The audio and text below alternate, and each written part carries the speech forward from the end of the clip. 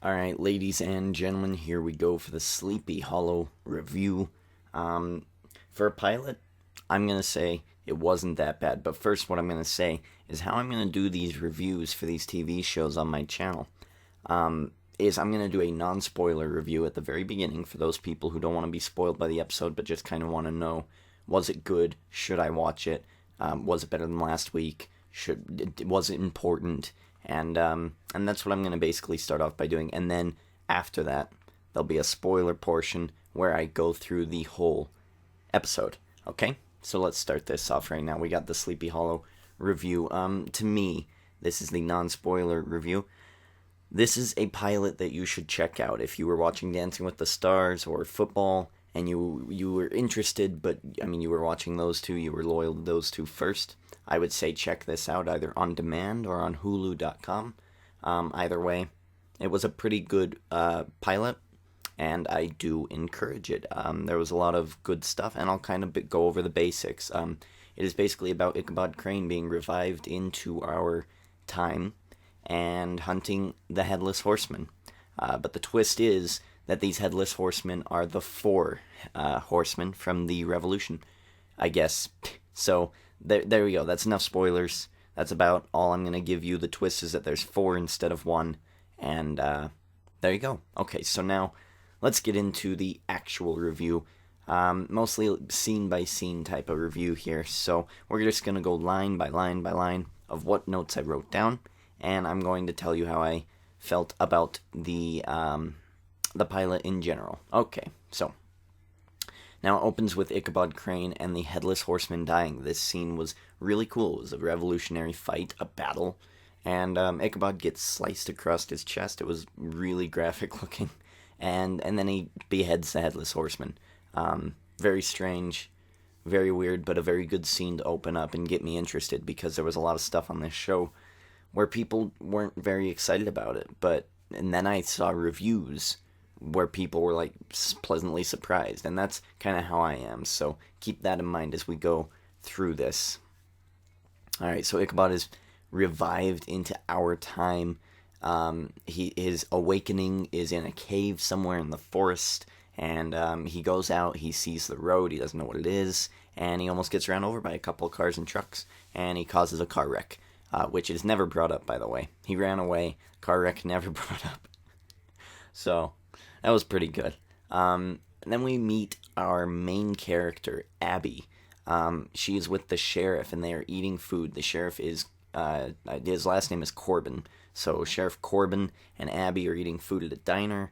And you find out that Abby is leaving the force. And obviously the sheriff, being a father figure of sorts, is not wanting her to leave. As they're leaving the diner, though, the sheriff gives the preacher a funny look. And, it wouldn't be in the show if it didn't mean something. So this preacher and the sheriff are obviously connected somehow, whether it be by evil forces or good, whatever it may be, but they must be connected. So they get a call about spooked horses at one of the farms. They go check it out. It's late at night. Sheriff takes the barn. Abby takes the house and the backyard. And then the sheriff goes into the barn, and the sheriff doesn't see the Headless Horseman in there till it's too late. Abby finds a dead body that is beheaded. Again, pretty graphic. She hears the gunshots from the sheriff shooting at the horseman. Now, apparently bullets can't kill these guys. So, what does? And that has yet to be answered. What can kill them? I mean, nothing really. He is unkillable at this point. He's had a lot of lead pounded into his chest, and he kills the sheriff by cutting his head off. Now, I found it weird because we see the scene, and Abby is walking towards the barn door, really kind of like walking, and you just see the blade go through the door. You're assuming that his head just got cut off, but you don't see any blood. Now, they don't explain this, so it's very confusing at first. After they explain it, you kind of get it. I was confused at why there was no blood. I thought it was just, what are they trying to be, like, they don't want to be that graphic? Is that what's going on here? But Abby calls him back up after the horseman escapes, and Ichabod Crane is arrested for looking like the suspect, obviously from the 250 years ago.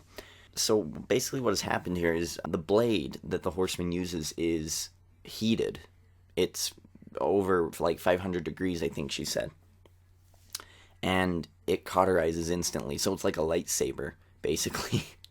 A steel lightsaber. So I don't know how that works. It's very, very interesting. So yes, as soon as you get the head off, it's cauterized, no blood, and that's a good way to keep your TV show on the at least PG level.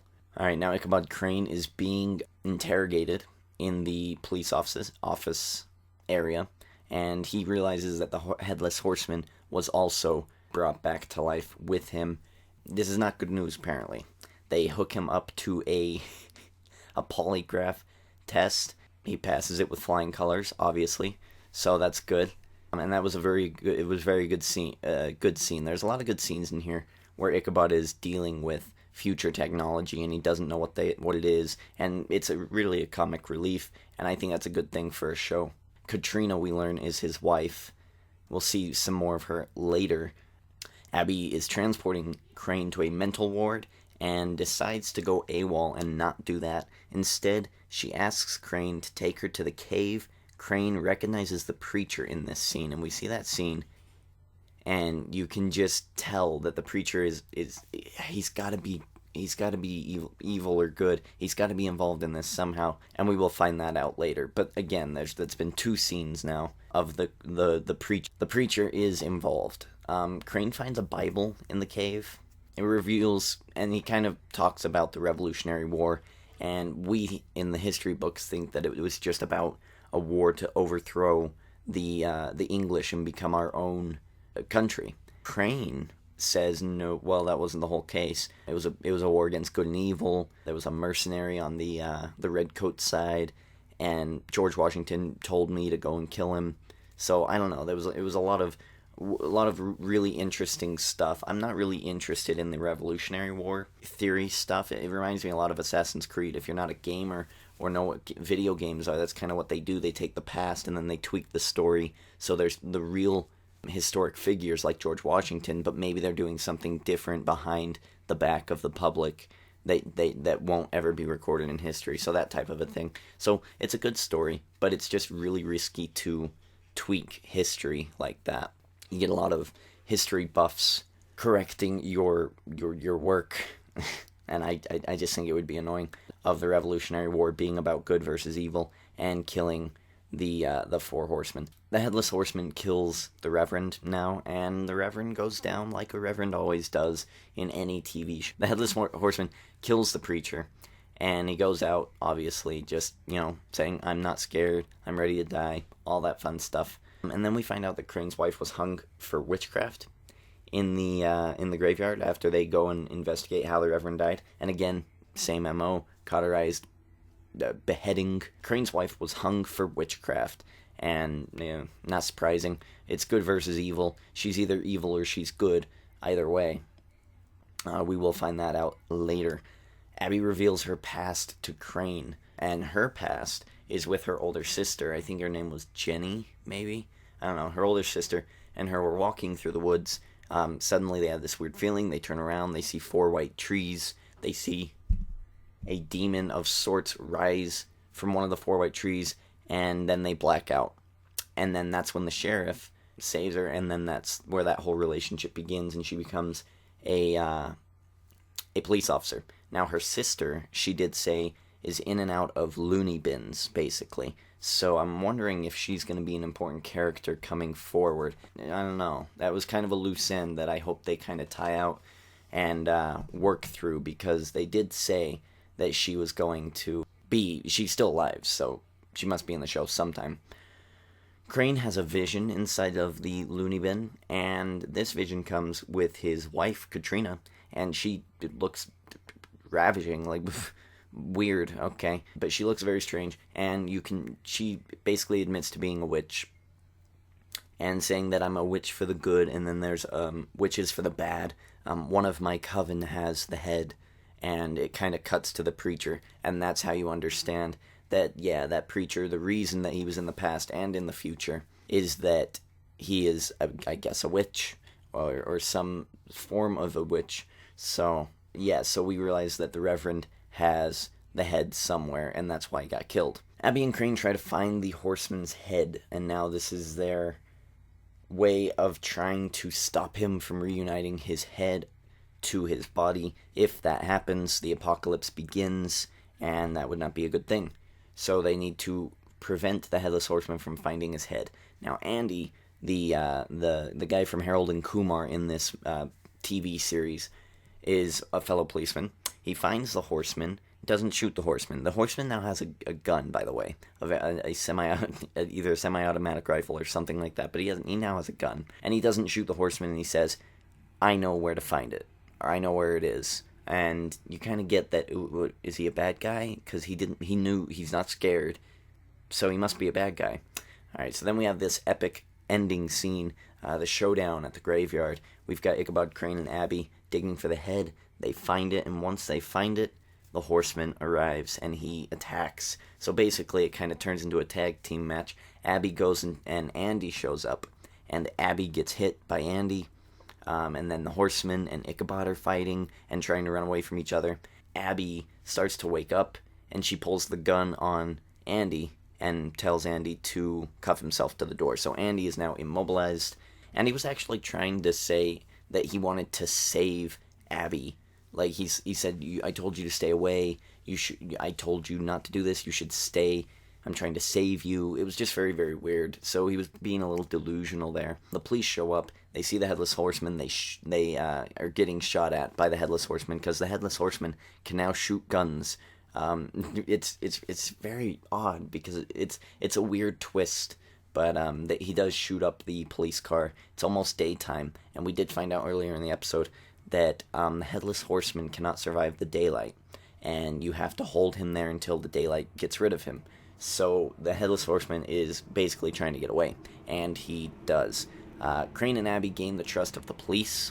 The top guy throughout the whole series, I don't know if he's the commander, if he's a captain, I don't know what he is, but I think his name Jordan. But he is the top police guy, and he wants answers. There's a lot of people asking questions, and he finally trusts Abby and Ichabod Crane to deal with this situation. And so he doesn't deal with it himself. I found that interesting. And then they go to interrogate Andy, who said he was going to give a full confession. This is where the creepy part came in. This is where you're like, oh yeah, I gotta watch next week. That was ooh. Alright, so he is sitting there, and then just behind him you see a demon, like, just walking into the cell. And then he says, you failed.